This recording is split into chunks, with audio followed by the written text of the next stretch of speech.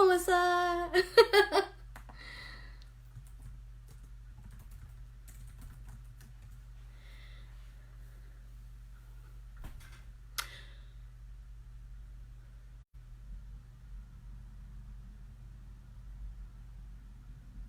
We are going to start in a couple minutes. I'm going to give some time to let people get on here and then we'll start. Hello, Amy.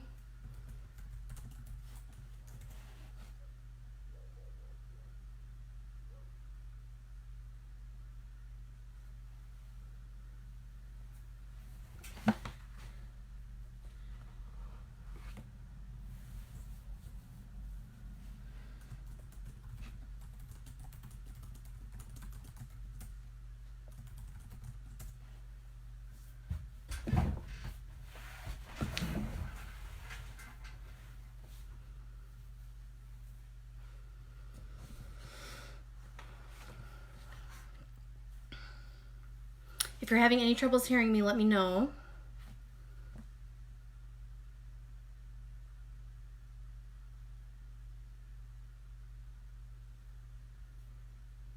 We're going to give it about 1 more minute and then I'm going to get started here.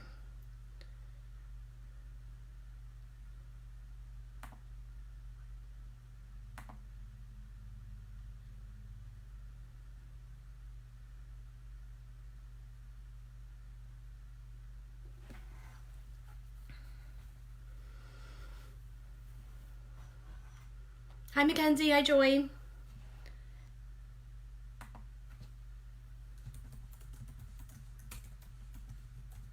Hi, Mrs. Ruberg.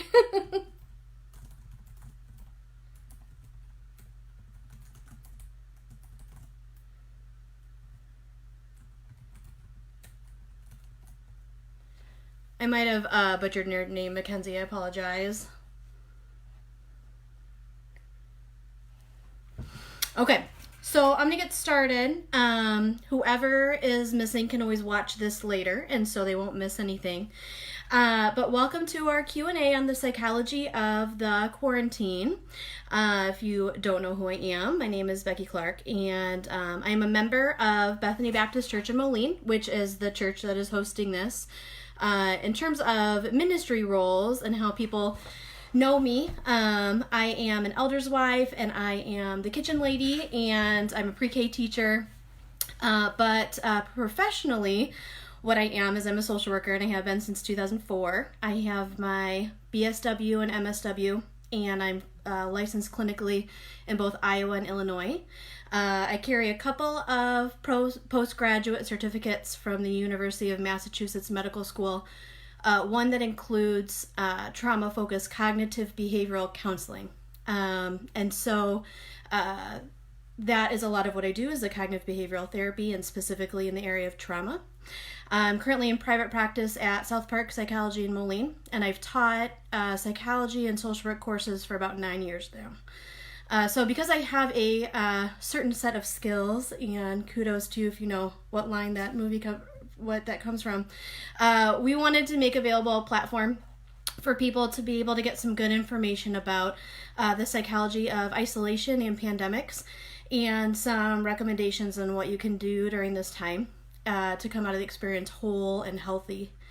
So before we do questions, I'm going to set the stage for us in terms of what is happening to us all psychologically during this time. And that'll just kind of help create a framework, and then I'll dive into questions. If there is time after the answering of questions, I have 11 specific tips that I will share on how to get through this. If the time does not allow for that, then I will post those tips in the comment section. So in terms of what we are seeing clinically, there's a couple things happening right now related to COVID, and we put a graphic up on the church's Facebook page yesterday that highlighted some of them. But this is what therapists like myself are seeing right now. So the primary thing we're seeing is a mindset switch from living to survival. And this is sometimes called moral fatigue, where it feels like every decision that we make is very big and very life-threatening. Even if in reality it isn't life-threatening, it all feels that way. In our normal lives, we're not used to analyzing our every move. We don't think anything about just bringing groceries in the house or pumping gas. But now it feels like we need to second guess everything and protect ourselves from everything. And so nothing feels safe anymore, and it becomes very overwhelming to determine what things do I need to be afraid of and what things do I not need to be afraid of. And so we start to operate solely based on fear instead of kind of this balance of caution and trust. So that's what we're seeing as a movement from living to survival. The other thing we're seeing is something called hyperarousal. This is where you feel everything very, very, very deeply. And so where you normally might have felt just unsure about something, now you feel panicked. You might have normally felt disappointed, and now you feel depressed and hopeless. So everything just, you're just feeling things more deeply. Moral fatigue can increase that state of hyperarousal. Then the other thing we're seeing is hypervigilance, which is a focus on all the sensational, scary details of COVID. And then we rehearse those details over and over in our minds and share them on Facebook and focus a whole lot on all of the gruesomeness of all of this. The availability of social media, while social media is helpful in a lot of ways right now, and the internet is helpful in a lot of ways, it is not helpful when it comes to hypervigilance, because we can all be hypervigilant together and create hypervigilance in each other because of that oversharing of details. The other thing is a phenomenon known as confirmation bias. And what confirmation bias says is that whatever we have decided is truth, and we've told our brains is truth, we are only going to look for details that supports that idea. So, for instance, if I believed that my children were lazy, I would only look for proof that confirmed that bias, and I would ignore all good things that they do. So when it comes to COVID, if we have decided that it is instantly deadly and this is going to destroy our country and everybody's going to die from it and it's never going to get better, we are only going to take in and believe information that supports that. We're going to ignore the numbers that talk about how many people recovered. We're going to ignore what they say about how you can protect yourself. We're only going to look at all of the scary details.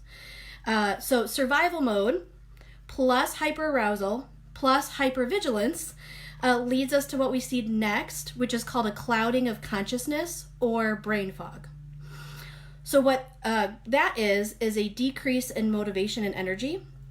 It's kind of translated to the I give up feeling, which we all have in normal life, but we don't have it all day long on an ongoing basis, and so we're usually able to recover from it. You might have had a really bad day at work and you just feel like, I give up, but the next day you feel better. But with this situation, we're experiencing that so often that then it feels like a whole week worth of brain fog. So brain fog happens when we care too much for too many days in a row without any kind of brain break, and it becomes very psychologically stressful. Out of protection for itself, the brain will kind of switch off in a way, and then that's when you kind of just feel like you could sit and stare at a wall for 45 minutes and not be bored because you just kind of feel switched off. This is exacerbated by the fact that we are living in limbo right now. We don't know when this is going to end. We don't know how long it's going to go. You know, it's hard to know what to trust in terms of information and numbers. And so this living in a state of limbo creates more of an issue with the brain fog. It's psychologically uncomfortable to feel like you're kind of living in the land of in between. And so that's what we're seeing there. So kind of those four things. First, the moral fatigue plus hyperarousal plus hypervigilance, which is supported by confirmation bias, that then leads to this idea of brain fog, or the state of brain fog. So the other thing we're seeing increased anxiety and depression. One, from people who already have that diagnosis, their symptoms are worse. And then we're seeing people who do not typically struggle with that are having what we would call situational anxiety or depression, just because of kind of just the nature of what's happening. Unhealthy coping habits that could be formed during this time could make a permanent stressor unhealthy coping habits that could be formed during this time could make a temporary stressor a permanent diagnosis if people are not careful. And that's what therapists like myself are kind of bracing ourselves for, is that we are certain, because this happened after 9/11 and after the 2008 financial collapse, we will see people for the next year or two in our offices that did not have issues prior to COVID that are now needing treatment for anxiety and depression because they did not cope with this in a healthy way, and it created more of a long-term problem than they needed to have. The other thing that we're seeing is just a general sense of despair and hopelessness about things that are outside of our control. When will the country open back up? What happens to our finances, our health, our kids' education? Like, our teachers are amazing and are very good at their jobs, and we are not very good at their jobs. And so what happens to them, educationally? So we're seeing kind of a sense of that. And yes, Ms. Ruberg, overeating from boredom. We're all doing that. I'm just using it as a very good excuse. The other thing that we're seeing is anger, and it's often misplaced. So we start to blame things and people for our situation, and we blame them for our feelings, and we lash out more than we normally would. So you might be more short-tempered with your kids than you normally would be, or with your spouse. You might suddenly be very angry at a political figure who you weren't all that concerned about before. So we're angry because we don't have a lot of control, and anger is really a mask for fear and sadness, and anger is a less vulnerable emotion. So it's easier to show anger and be angry than it is to admit that you're having a more vulnerable emotion. But that anger can lead us to shifting the responsibility of taking care of our feelings and coping well. We shift that onto somebody else. So, if so-and-so just handled this well, this wouldn't be happening. I wouldn't feel sad. Instead of saying, this is happening, what can I do about this feeling of sadness? The anger allows us to blame shift that away. The other thing we're seeing is, and we've all seen, because you can't go to the grocery store without noticing this, but panic-driven behaviors, such as hoarding.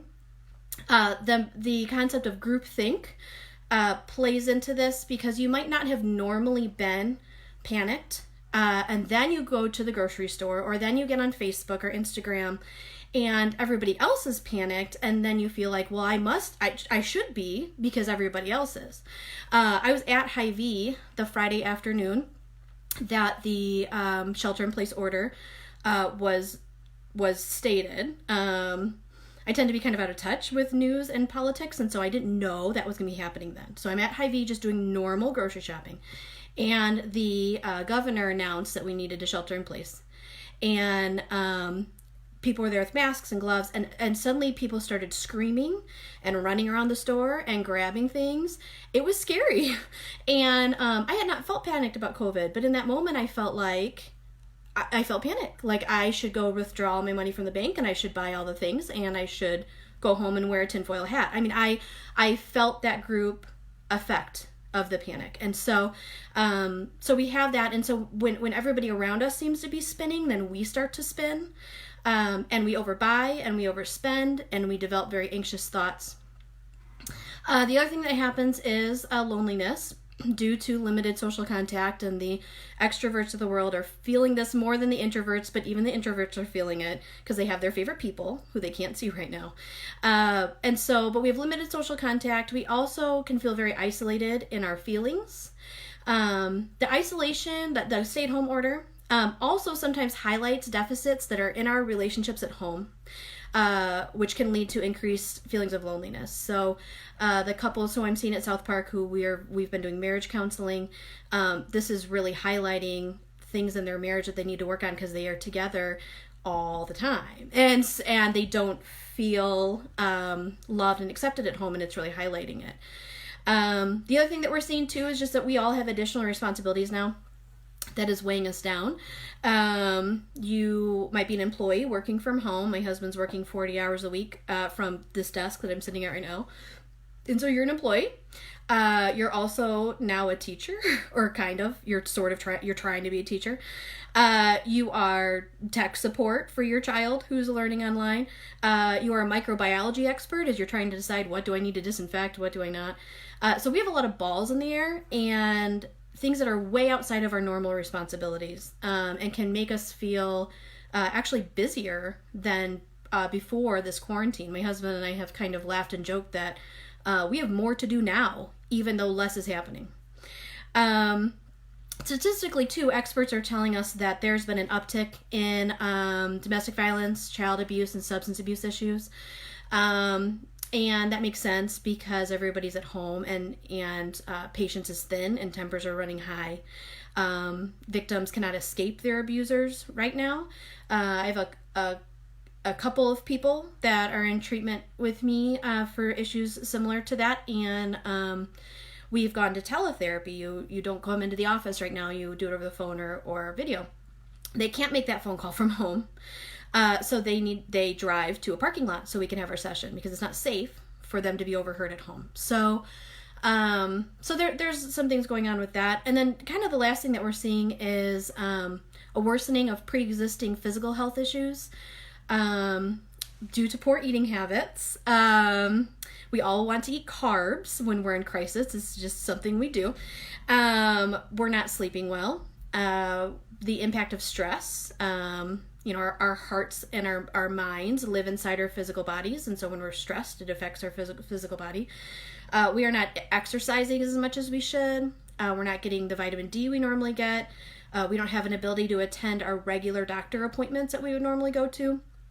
A lot of my patients are reporting an increase in migraines, restless leg syndrome, insomnia, decreased appetite, and a decreased interest in intimacy. So we're also seeing a worsening in that area. So that's adults mainly. In kids, we're seeing a lot of the same things, but we're seeing some additional things. And we've seen this even out of our own kids who are really well behaved, but the walls kind of close in after a while, and so kids, act differently. But so we are seeing acting out behaviors, defiance, changes in personality, things that would not be normal for them, they're suddenly doing. Changes in eating and sleeping habits. We're seeing some regression in developmental milestones in some kids. Difficulty for them from going from lots of structure to very little structure. At first it's kind of fun, and then after a while it doesn't feel good to be outside of your normal routine. They have some fear and anxiety about their safety due to overhearing adult conversations about really scary things. And they are feeling insecure and uncertain that someone's going to be able to provide for their daily needs, because again, they're hearing the adults in their life voice those concerns. And in some cases, like I said, they could be victims of abuse or trauma at the hands of stressed out adults, or adults who have very real violence issues that they've not been held accountable for. So all that sounds very terrible, and I probably just increased your panic, but there is good news, and there's hope, and there's something that we can do. And as I said, I'm going to end with 11 specific tips that I have that I would say we can do for ourselves during this time. It's what we're doing here at home. But before I do that, I want to make sure that I address any questions that people have, and so I'm going to answer as many as I can.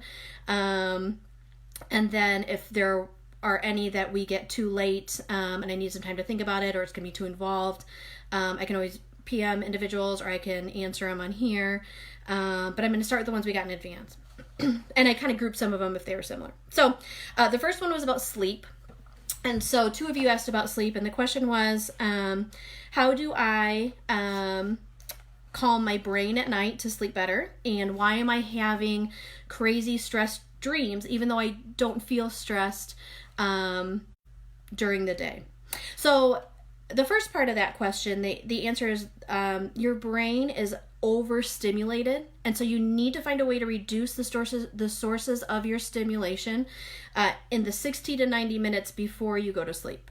I very commonly watch an episode of Office or some sitcom before going to sleep, and that doesn't bother me, but for other people, they would not be able to be on their phone or watch TV and then fall asleep.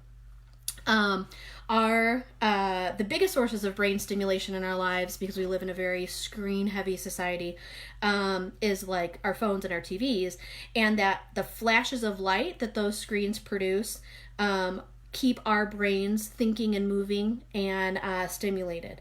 And so we need to do something that is not firing flashing lights at our eyes. And so turn off the TV 60-ish to 90-ish minutes before you go to bed. Turn off the TV, put away your phone. In general, we should have our phones out less because it's just anxiety producing right now, but put away your phone. Instead, do some reading and tire yourself out that way, whether it's reading scripture or a book. Take a warm shower, put on some cozy pajamas, using calming scents, aromatherapy, essential oils if you're into that, lotion. Drink maybe some calming or non-caffeinated tea. Listen to quiet, calming music. Pray. Somebody mentioned melatonin, and we use that. It's a vitamin, non-habit forming. It's not going to hurt you, but you want to take that about 30 minutes before you'd want to go to sleep. And if you don't normally take melatonin, but you find it works, maybe now is a good time to do that just because of everything going on. You won't necessarily have to do it long term. But and then for those of us who are struggling with like ruminating thoughts, keeping us awake, what I always suggest to everybody is have a notebook next to your bed, and then you can write down those thoughts. I did this with both kids when I was pregnant because I felt like there was so much to remember to do before baby came. And what I found is that if I wrote down whatever I felt like was on my to-do list, then I gave myself then permission to handle it tomorrow. And I knew that I wasn't going to forget it because it was written down. So we can give ourselves permission to turn off. So hopefully that helps in terms of with sleep. In terms of why you might be having crazy dreams, even though you don't feel stressed during the day, in all likelihood, there are some things you are stressed about, but just not on the conscious level. Which is why you feel fine during the day. So when we're in a REM cycle, we tend to dream about things that have been in the back of our brain all day long. So even if you don't feel anxious about COVID, your life has still been changed by it. And so it's still, bouncing around back there. And so dreams are our brain's way of processing at night what we could not or did not process during the day. So it could be a sign that maybe you need to talk about this a little bit more during the day in a healthy way, or pray about it to get it off your chest. Or it could just be because this is what we're going through. It's what you were thinking about during the day. Ultimately, I wouldn't worry about it too much unless it turns into night terrors. Otherwise, assuming it doesn't escalate to that, this is something that's probably going to go away once your life goes back to normal. When I was pregnant with Grace, I had a reoccurring nightmare that I was in Walmart buying baby supplies, and then I went to leave and I couldn't find the exit. There's no exit doors, and I was stuck in Walmart. As soon as I had her, that dream went away. So it's like once that situation ends, typically we stop dreaming about whatever it was. The next couple questions have to do with kids. And so the first one was, what is happening in my kids' brains? This depends very much on the age and stage of your kid. But most kids that I've talked to in my office, and about half my caseload is children, and then even asking our kids at home, the general theme that I'm hearing is what they're wondering is, can the adults handle this? Or should I be worried? Should I be helping the adults in some way? So that's kind of the general theme I'm hearing. So the maturity in terms of how far that thought process is going for them, that really depends on their age and their critical thinking skills and their brain development. But mostly they're wondering if there's something they should be doing if the adults need help and if they can handle this. The difference in schedules creates some questions for them. If we are consistently short-tempered because we are stressed, they may also worry that they are making it worse, and they may assign some blame to themselves incorrectly. So that's probably some of what's going on in kids' brains. My daughter is a little bit of an exception to the rule. She thinks that all this staying at home stuff all the time is awesome. So her consistent question is, how long can this last? Please. But that's not normal. But most of the kids are kind of wondering, when can life get back to normal, and can the adults handle this? How scheduled should I keep my household and my kids? So I'll address this in the tip section. But I would recommend creating some kind of schedule, but have a lot of grace in terms of how strictly you implement it. So generally speaking, a schedule is going to help everybody feel secure. It's going to keep our bodies on track. The adults need a schedule too, but just be willing to shift the schedule if needed. So maybe have like one or two main things that you would like to see happen in the chunks during the day. So I would really like to see us do these two things in the morning, these two things in the afternoon, and then the other things are optional. And so try to be fluid. We created a general schedule for the kids once this all started, because I'm very anal and type A, and I needed that. And so I can share that later if that's helpful for you. But you need to do what works for your family and what's going to work for your kids. The primary need right now, if something that you could maybe Google, is Maslow's hierarchy of needs. And the primary need right now are those real basic needs of security and love. And so as long as your schedule includes a lot of those, that's all you need to do. How and what do we tell our kids, and how much do we tell our kids, and what is the best way to help my kids when they're showing signs of stress? That was the other question. So again, the answer depends on a few things. One, the age of your kids. Two, their emotional sensitivity. I'm not talking about their maturity solely. Certainly their maturity plays a part, but you can have a very mature child who's also very emotionally sensitive. And then you can have a very mature child who doesn't seem to have emotion. So it just kind of depends on how sensitive they are. It also depends on whether or not they have access to information sources outside of you, like if they have their own phone and their own social media. So if they're older, if they're like, junior high age and above, and they have access to outside information, then you are going to need to have a very honest conversation with them about COVID, what their fears are, the current numbers, and like the actual numbers, not the inflated numbers, but the actual numbers, and why the current precautions are necessary. So you can be honest with them depending on your discretion, but then you also should teach them how to challenge any irrational or negative thoughts they're having. Teach them what to focus on, and I'll address that in the tip section. So that information you can use with your older kids. If they're younger and they don't have access to all this very scary, sensationalized info, I would recommend just focusing on the very, very, very basics. And this is what we've done with our kids. So what we've done with our kids is we've said, yes, there's a virus. It is new. We are still learning about it. It has made some people sick. And so because of that, we are putting some precautions in place as a nation while we figure out the plan long term. But you are safe and we love you. And that's really all they know. Grace knows that it's hard to get toilet paper right now. But they know very little outside of that. But they also don't have access to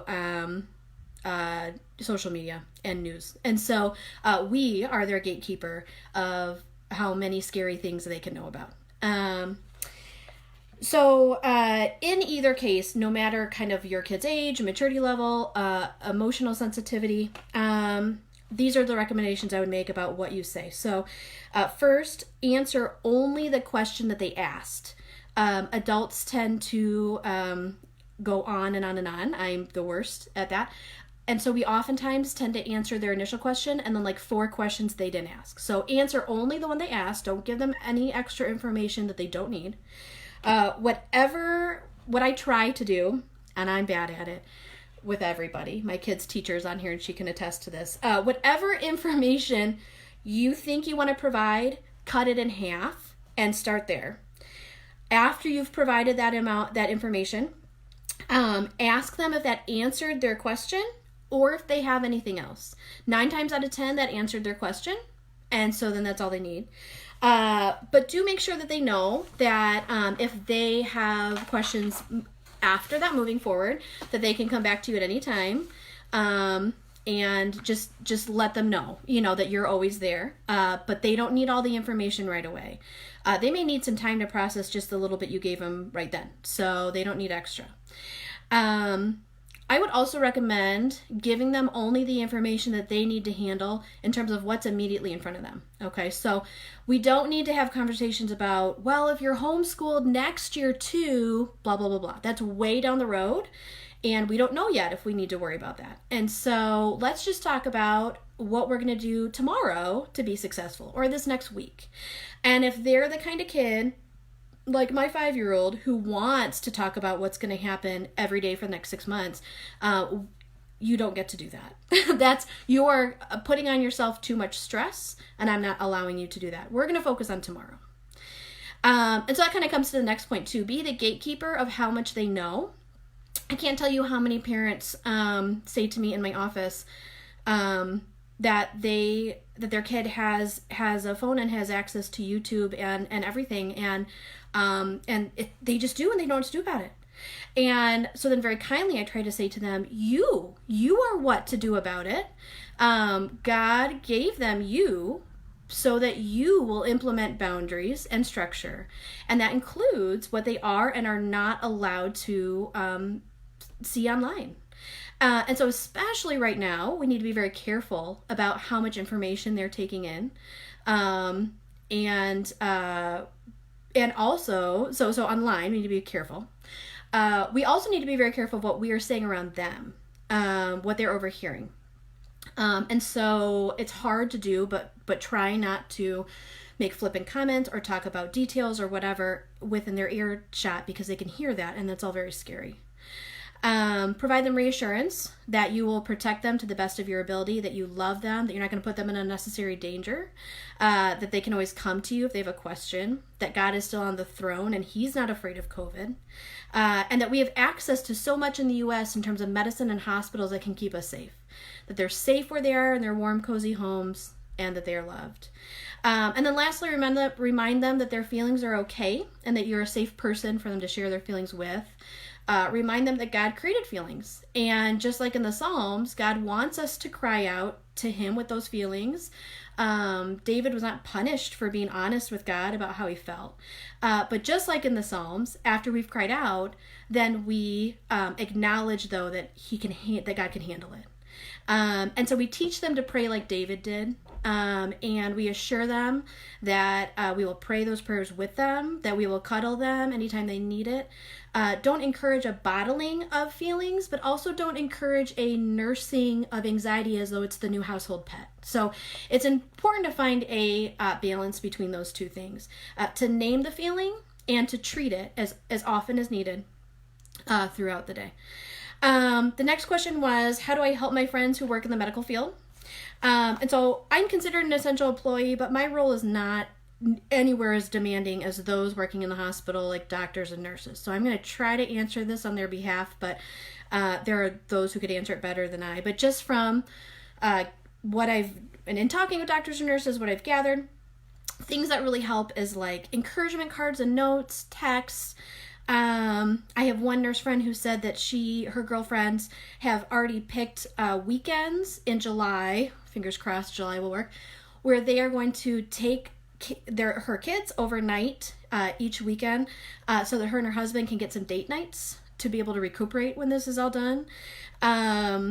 Offering to provide them meals in whatever way they feel safe. If you can have a pizza delivered, so you don't have to worry about dinner that night. Grabbing extra PPE for them, face masks, gloves, disinfecting wipes, things like that, extra cleaning supplies.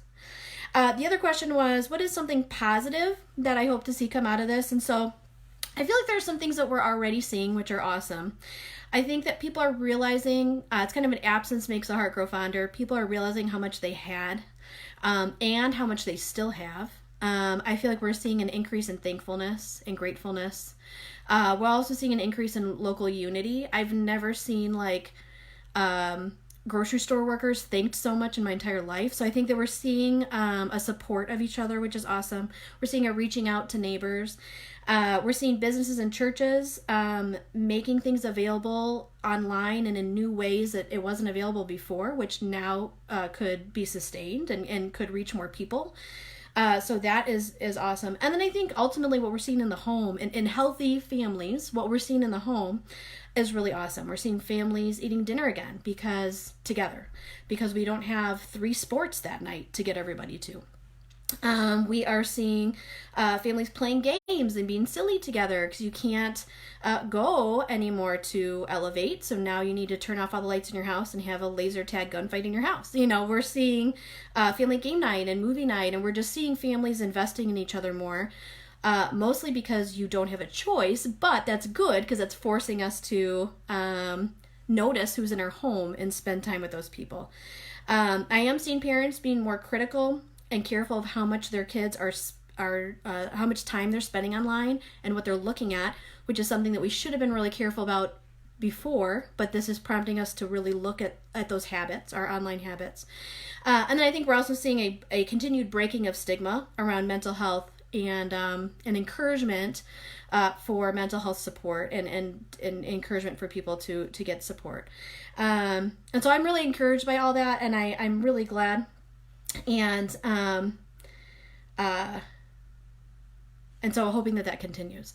So I'm just I'm operating on 2 screens, and I'm not a techie person, so I apologize for that, but I'm looking to see if there are any questions beyond that.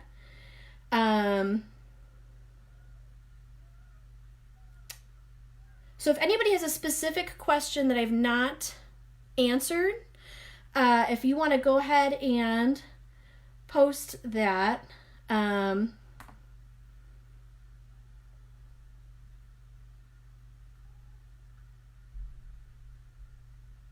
For some reason, I'm struggling with scrolling through the comments. It's not letting me scroll. Okay. So if you have a specific question, feel free to post that now, because if you posted a question previously, for some reason, it's only letting me see like the last 4 things said.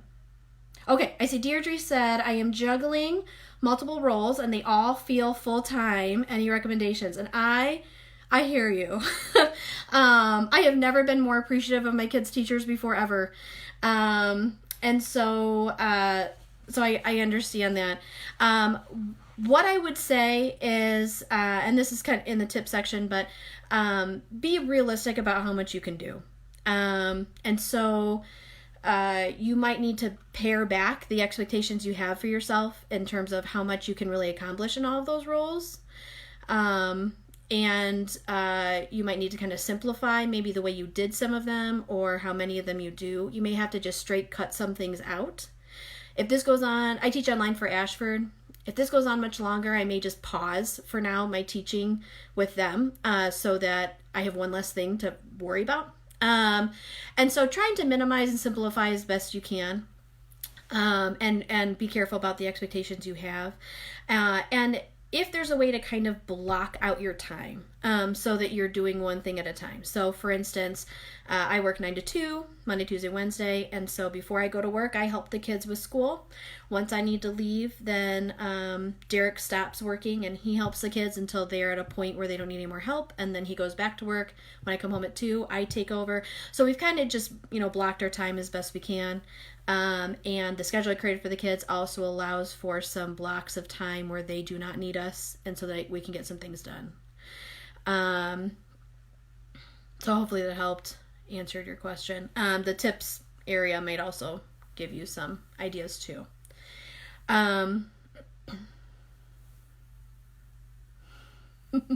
You don't need to feel guilty, Ms. Ruberg. We're just happy you're answering our questions.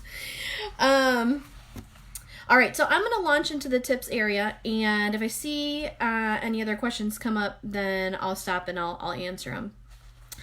So, okay, so in terms of what you can do, I think there's a couple things, 11, because I don't know how to do anything small. So I wrote 11.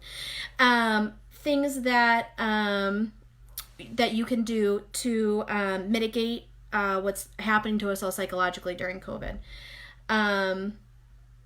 So Melissa said, I feel like my 6-year-old is mad at COVID. He sees all the things we've lost or missed out on. How can I help him process? And so what a cognitive behavioral therapist like myself will say is to teach him to restructure that. And I'll talk about this a little bit more in a bit here, but instead of focusing on the things that he's missing, help him to learn to focus on the things that he has, and there may even be some things that he's gained during this time. And it might be helpful for him to make a list, maybe to draw pictures about it. It'll help then with his writing skills, so maybe that can count as school for the day. But help him list, so he gets more time with mom and dad. He gets to sleep in. We have more family time. And also reminding kids and reminding ourselves that this is temporary. We're all kind of reacting and living as though this is what our lives are going to be from here on out, and that's not reality. This is all going to go away one day. We don't know when, but it will. And so helping him realize what he's gained during this time, and reminding him that it isn't going to be for forever, and letting him know too that feeling angry about this is a normal reaction, and a normal feeling, but that we just need to pray about it and give that to God, because it's being mad at it isn't going to make it go away. I agree. Pajamas all day. I had to get dressed because of this, and our garbage disposal broke, so a guy came to our house to fix it. But otherwise, I would be in pajamas. Okay, all right, so here are my 11 tips. So the first thing that I think we can do, and of course I made this first because one, I'm a believer, and also this is a church event, but if you are a person of faith, then to rely on the Lord for your strength. The reason why this feels really impossible for us to handle on our own is because it is really impossible. It's not because you're doing it wrong. It's because you are operating outside of your pay grade without your supervisor. We aren't created to carry things that are this heavy, and but we tend to. And we think that we can handle this. We think we can solve all these problems, and that's not rational. Our good friends Heather and Charles will often say to their kids, when their kids ask details about things that are going to be too much for them, they will say, I'm not going to share all of this with you right now because it's too heavy for you to carry. And that same idea applies to us. There are a lot of things about COVID that is too heavy for us to carry, and we need to give it back to our Heavenly Father and decide not to carry it anymore. It's not our job to take care of, and so for us to hold on to it is keeping it from the one whose job it is to take care of it. All we can do, borrowing from Frozen 2, all we can do is the next right thing in front of us that God has called us to do. We can't do any of the rest of that. And so it's important for us to allow God to be our peace that passes understanding, to be our great physician and our mighty counselor, and to trust that he will provide as he has before. Rationally, our brains are thirsty for evidence. And so we can share with our brain all the evidence of the times that he has provided for us in the past, to remind our brain that he's got it. But we have to choose to focus on that evidence. So if you remember, we talked about confirmation bias. So our brains, if we tell our brains that God has got this, it will look for evidence that is true. If we tell our brains that God has checked out and does not have this, we will focus on the evidence that seems to support that idea. So we need to decide to look for God's goodness and care and protection of us during this time, and then we will see confirmation of it. And so turning off media, opening your Bible, rehearsing the truths of Scripture more than you rehearse the latest information on COVID. The harsh truth is that you can't protect your family from COVID. I can't protect my family from COVID, but God can. And so we need to give that responsibility of protection back to him. If you're listening and you're not a believer, this would sound very strange. So if you want to talk more about a relationship with God where you can have this kind of support and this kind of access, then please let me know, or any of the staff or elders of Bethany, or a trusted Christian friend you have. We would be more than happy to talk to you about this. Honestly, I don't know how non-believers get through times of crisis, and so I would love to talk to you if that's something you need or want to know more about.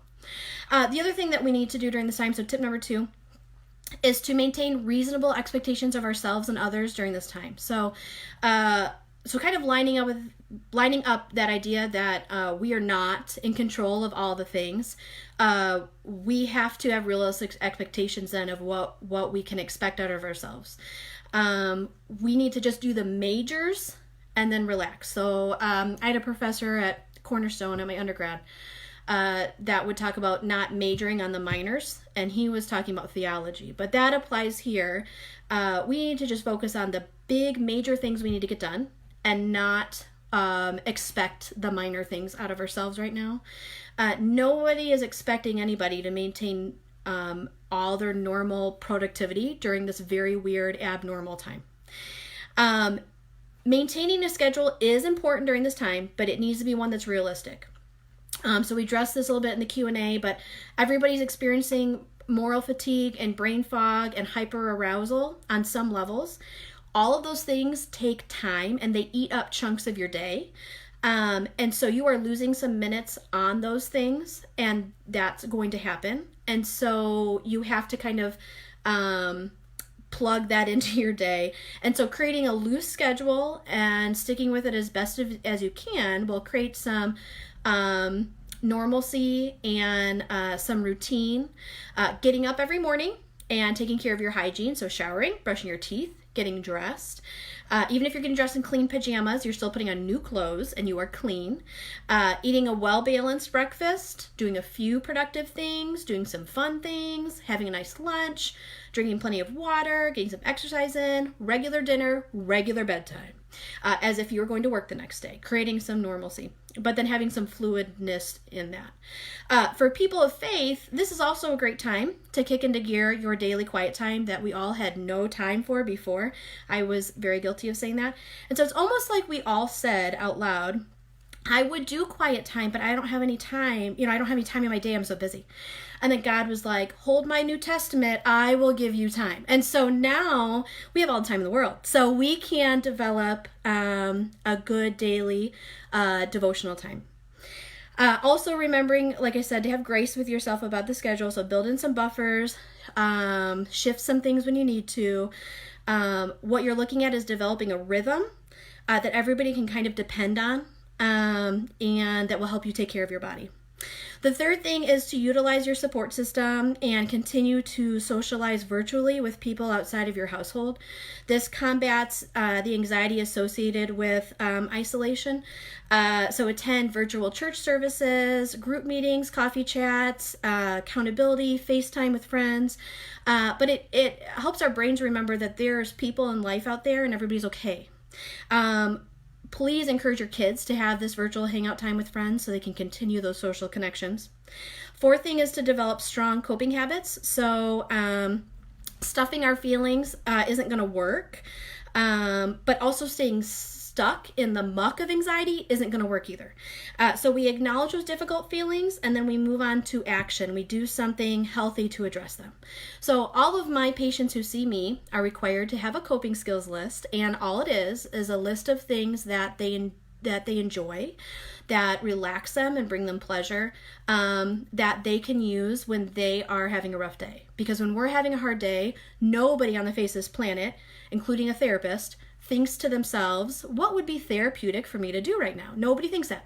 So if you have the list already written down, then you can just go to it and do a few of the things on it till you feel better.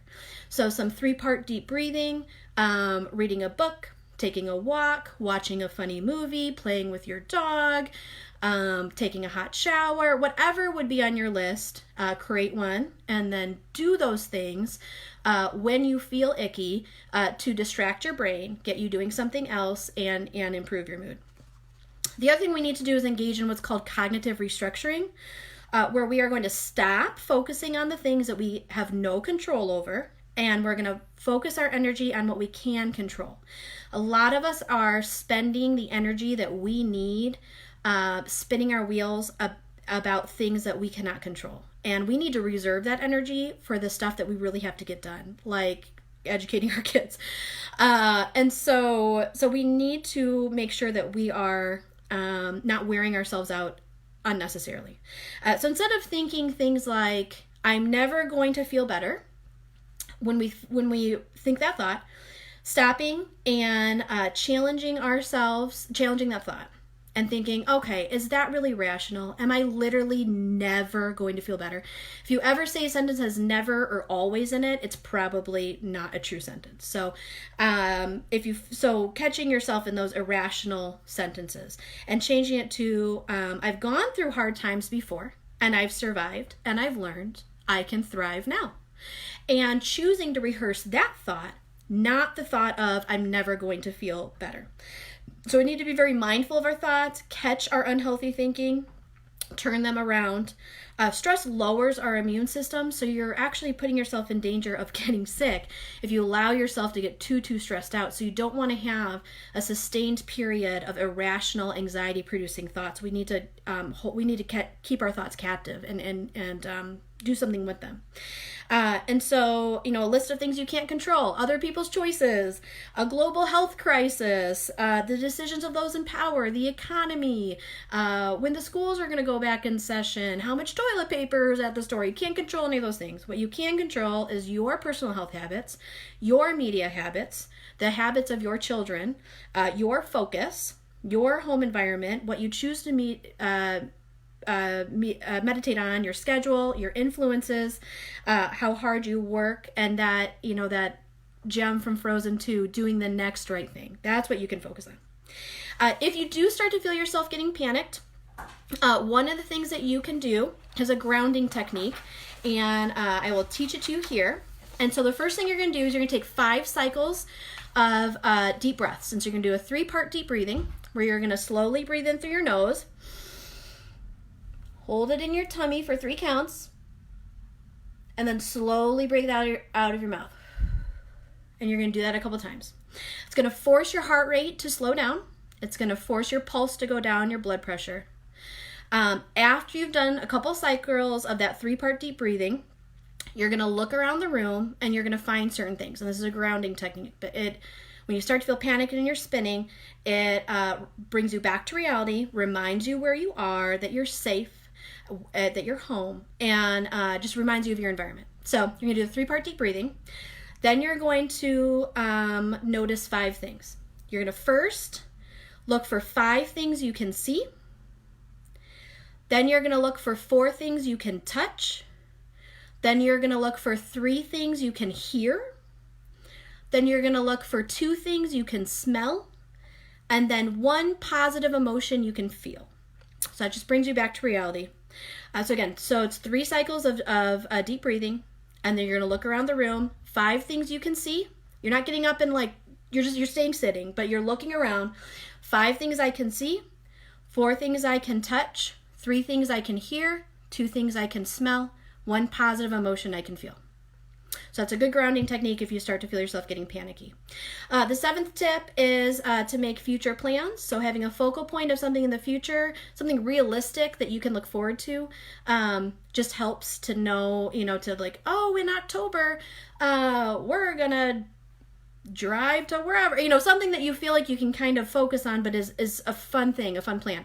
For instance, right now our plan is to get takeout Saturday night from Taco Bar. And I have been focusing on that since Monday. And so that's something I can get excited about. The 8th tip is to learn a new skill. You'll be less anxious and you will reduce brain fog and hyperarousal if you are having your brain be busy learning new things instead of having your brain be busy thinking about all the scary things about COVID. So learn a new skill. So I have a client who's teaching herself Spanish. If we had gotten our recorders before break ended, my daughter was going to teach herself the recorders. So thank God we didn't get recorders before break ended. But you could teach yourself an instrument. You could, learn about a new thing. You could teach yourself how to cook something new, but learn a new skill. The 9th thing I would suggest is to help others. So focus on someone other than you. Helps you get out of your own head. I write for the Quad City Moms blog, so an article will be posting soon about some things I suggest there, but stuff like encouraging your neighbors, posting heart pictures on your windows, sending letters or pictures to shut-ins or nursing homes, participating in local fundraisers online, helping make masks, supporting local restaurants and businesses. Bethany Baptist has a card on our website. It's called a Good Neighbor card, where you can fill it out and leave them with neighbors to let them know you're available to go pick up milk if they need something. Supporting your favorite charities during this time. My 10th tip would be to be silly and find ways to have fun. So bring back family game night, have a Nerf war, just do something silly. We bought this really dumb game off Amazon called Doggy Doo Doo. And it's not appropriate for a church Facebook page, but you can Google it, and it's very silly, and the kids loved it. And then the last thing I would say is seek professional guidance. So right now, everybody on Facebook and Instagram is a medical professional and a therapist, which is awesome. So people are well-meaning, and they're sharing lots of memes and things that sound good, and they're not trying to do harm, but the problem is too much of it is very bad advice in terms of coping, and is really counterproductive. And so do not hesitate to seek out professional help, professionally trained clinicians during this time or in the aftermath. If you're experiencing like mild discomfort, then talking with friends or doing like a peer-based support group, pastoral counseling, all those things are great. If you are experiencing something a little bit more intense that could possibly qualify for a diagnosis, or if your child is, then that's when you need to link with somebody who's clinically trained. Insurance companies during this time have to allow telepsych. So either phone or, at least this is in Illinois, either phone or web. And so you can get lots of great counseling right now without going into the office. I did 15 sessions this last week. Not a single person came in. So it's all over the phone or over the web. And so calling your local practices and agencies and getting connected and getting some support during this time is important. I will post a link also for it's not Christian based, so just be aware of that, but a national organization that lists the online support groups you can find right now. So I'll post that link in the comments. All right, so those are my tips. I can post the tips too if that's helpful. Did anybody have any last questions before we would be done? I told our pastor this would be 25 to 30 minutes long, and we're going in an hour. So if we don't have anything more, then we'll end. But did anybody have any last questions? Yeah, the recorders would have been terrible. So very thankful they didn't get distributed prior to COVID.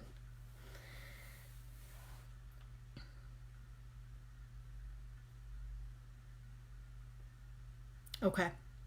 All right, so thank you everyone for coming. Hopefully I didn't talk too fast. I know I said a lot. I'm hoping that it's helpful.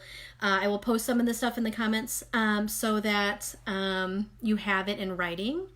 And so if you have any additional questions, let me know. A couple of my friends who are also fellow clinicians are on this feed, and so they are also welcome to answer questions. Janine and Allison, if you want to add anything, feel free to do that in the comment section because you guys are also clinically trained. Heather, thank you for adding that, a better explanation of the suitcase backpack analogy for the kids. But let us know if you have any other questions.